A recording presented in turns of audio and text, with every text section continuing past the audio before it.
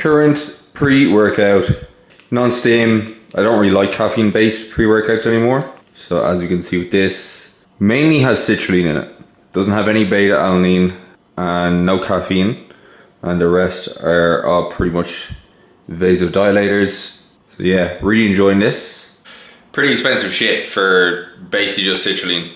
Now, in the past, if I wanted to save some money, I would just buy citrulline pure from the likes of My Protein, because they do sell it singly, so you can make your own pre-workout essentially.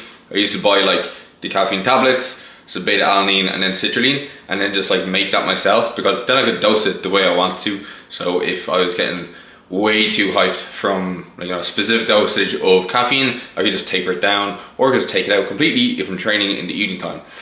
However, now I'm just really lazy, so like, you know, if I can afford to buy an actual pre-workout, then I will.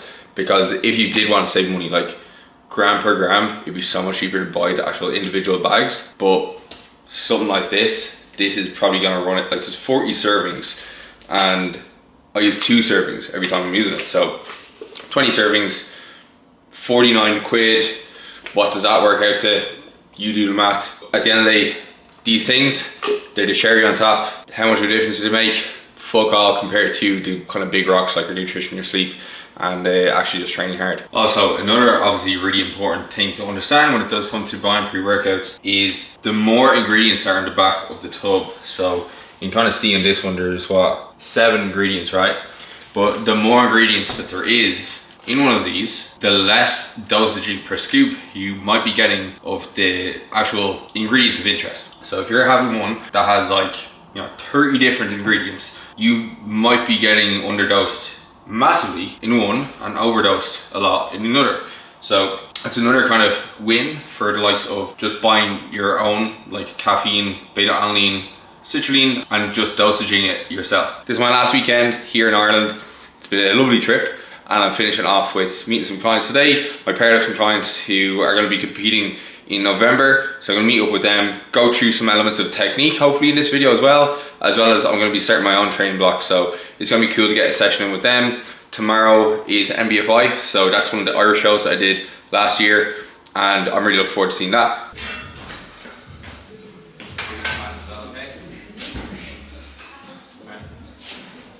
Start.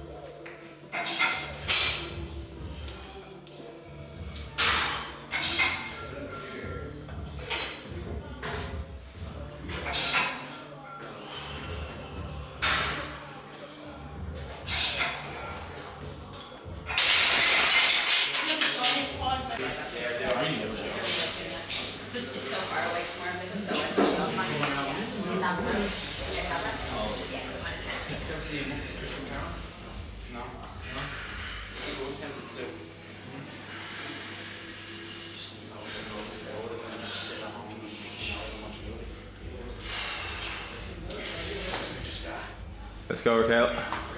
Easy.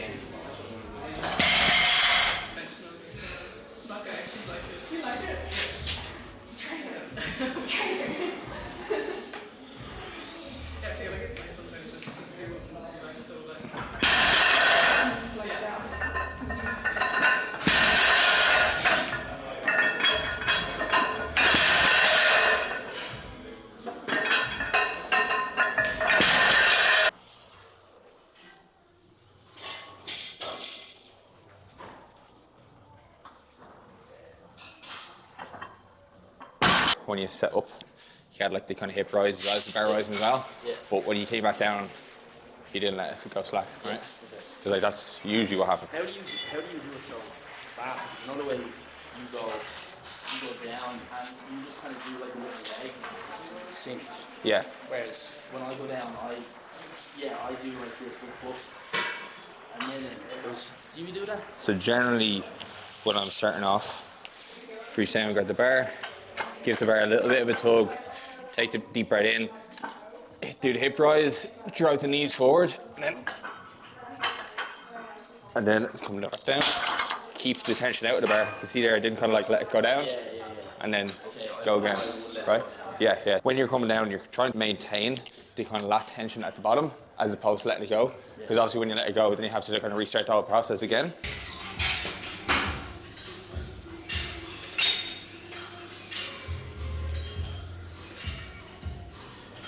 Three, two, one. Nice. Deep breath in. 3, 2, 1. Big drive back. Good. Last one. Right, easy. 3, 2, 1. Big drive back. Big drive back. Big drive back. Big drive back. Good. Nice.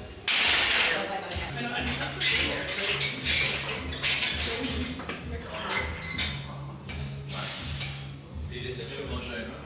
I see some like I don't know. This is not the biceps.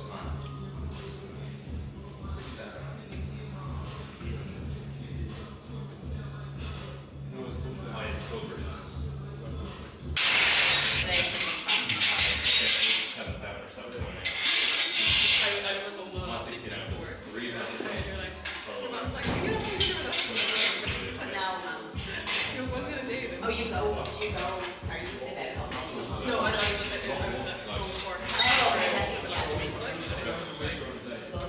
Like, it's fine. It was just me and my parents that, like they eat, like, maybe one meal a day. Okay. Thanks, and also, like, I'm What do you do? I love going off this. My family was going a few days, aren't you? You're like, I've had my friendship.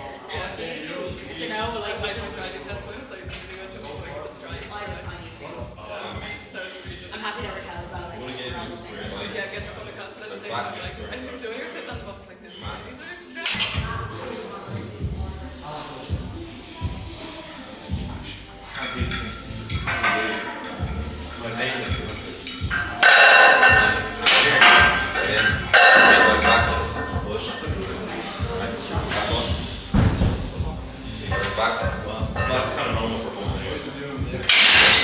This genius completely forgot to charge up his mics yesterday when I did the gym with my clients. Man, the session went on for so long, and like when you're training with people, you forget how long those sessions can take.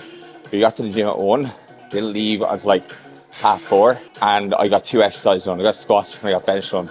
That was it. So I'm in Black Rose now in Skerries and just getting some accessories done. I'm training fasted, so it is like 8 a.m. and wouldn't usually recommend training fasted at all. Your performance is probably not going to be great. Your endurance, like higher rep sets, probably not going to be great. So, not going to lie, the actual session so far is going to, it's all right. But at the end of the day, I just want to get the volume in. I'm not necessarily too concerned about like my getting my highest performing lifts on today. So, doing some hip extensions here, and or glute thrust or glute drive, whatever you want to call it. And a huge mistake I see when people are using this machine, as well as any machine, is going through the range of motion machine and not paying attention to their own range of motion. So you'll see here when I'm actually performing the glute drive, my actual range of motion is relatively small. Whereas if I wanted to go to range of motion machine, I'd be able to go all the way down to the bottom.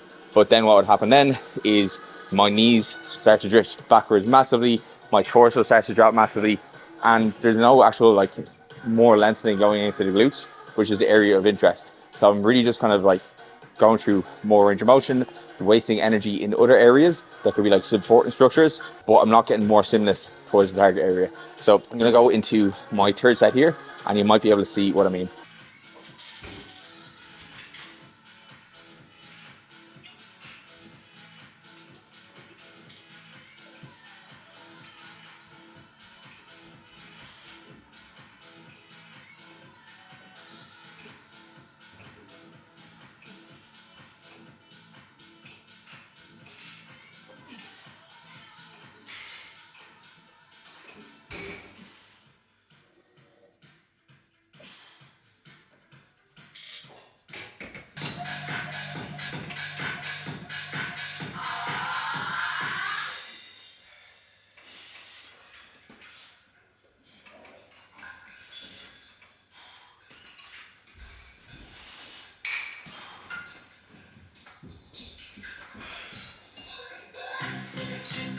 So another example of using the range of motion machine and going against the range of motion of the muscle that you're trying to use is like with a machine like this, right? If I wanted to go to full range of motion of the machine, like it goes all the way up here, but by the time you get to here, like the lateral head of the delt is pretty much fully shortened. So going up more, I'll probably have to like rotate my torso a little bit more, and there's probably not much going on at that lateral delt, which is obviously the target muscle of interest. Another really good tip for doing lateral raises on a machine like this, or in general, is if you don't feel them, a lot of people start to feel them in their traps, right? Because they're thinking about kind of keeping their arm very much out to the side and going straight up, okay? When that happens, your traps are going to shorten as they go in towards the base of your spine. So what you should try to do is bring your elbow out slightly, right? This is going to have your elbow in more of what's called like the scapular plane. And once you get into that position, it's less likely that you're going to be starting to activate the traps because you're starting to bring the elbow away from your body as opposed to directly to the side. And then the second part is thinking about having your elbows reaching out to the opposite side of the rooms. If you can do that, you're less likely to start to kind of shrug up, and you're more likely to just allow your kind of humerus or your upper arm to travel outwards. And then as you go up to this point of motion, you start to feel your delts start to shorten, and you get a much better contraction, and you'll probably get way better delts as a result. Current physique, 1 week into increasing calories. Time to get large. Post-workout nutrition. So if you train fasted, it is very important that you get something in straight away after you train, because you need to get some nutrients in after that overnight fast, because you don't want to go catabolic, right? This is what I'm having. So easy to drink, easy to digest, and it's not going to interfere with the big meal that I want to get in for.